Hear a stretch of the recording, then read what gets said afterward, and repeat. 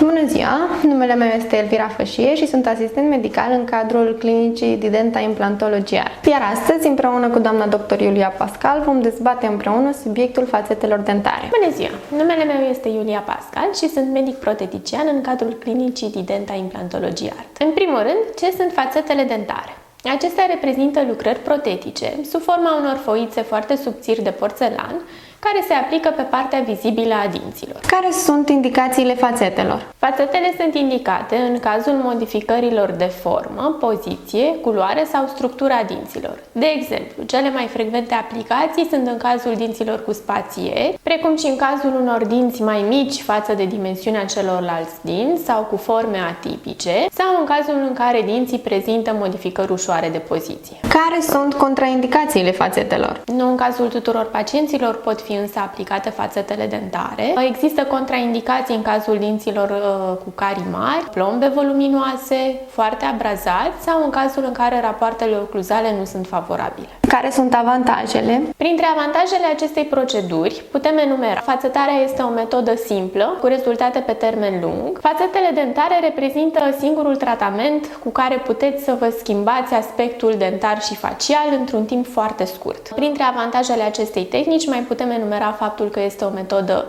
minim-invazivă, lucrările se realizează într-un timp scurt, toate imperfecțiunile dentare pot fi anihilate și că restaurările prezintă rezistență și o durabilitate mare în timp. Care sunt dezavantajele? Dezavantajele acestei tehnici se întâlnesc în special în cazul fațetelor de compozit, deoarece acesta, prin natura materialului, se pot fisura, fractura și își modifică în timp culoarea. Care sunt tehnicile prin care se pot realiza fațetele dentare? Există mai multe metode de fațetare. Fațetarea indirectă, cea mai frecvent folosită, în care fațeta este realizată în laboratorul de tehnică dentară, sau fațetarea directă, în care fațeta este realizată într-o singură ședință, direct în cabinetul stomatologic. Tehnologia de realizare a fațetelor este diferită, putându-se realiza printr-o metodă clasică sau prin tehnologiile moderne de tip CAD/CAM. Care sunt materialele din care se pot realiza fațetele dentare? Fațetele pot fi realizate din mai multe materiale, cel mai frecvent acestea se realizează din ceramică, însă pot fi realizate și din zirconiu sau din compozit. Care sunt etapele pentru schimbarea radicală a zâmbetului cu ajutorul fațetelor? Procedeul implică mai multe etape. În primul rând este vorba de o consultație în care medicul stomatolog stabilește planul de tratament pe baza doleanțelor pacientului. În cadrul acestei consultații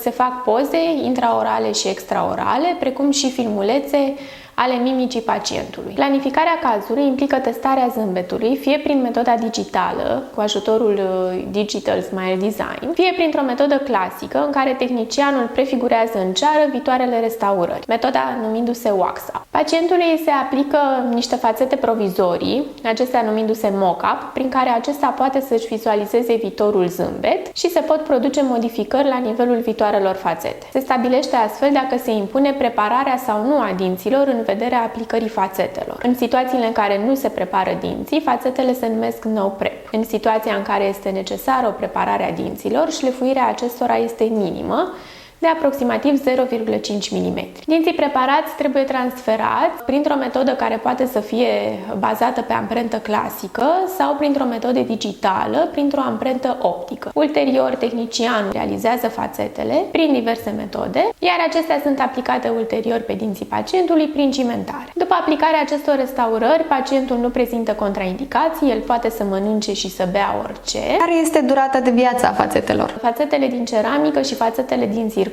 chiar dacă sunt foarte subțiri, prezintă o rezistență foarte bună în timp și, în general, aceste tipuri de restaurări au o durabilitate cuprinsă între 5 și 20 de ani. Fie că vă doriți corecții minore ale dinților, fie că vă doriți o schimbare majoră a zâmbetului dumneavoastră sub forma unui zâmbet de Hollywood, vă așteptăm în cadrul clinicii noastre, unde medici specialiști vă pot îndruma în cazul acestui tratament cu fațete dentare.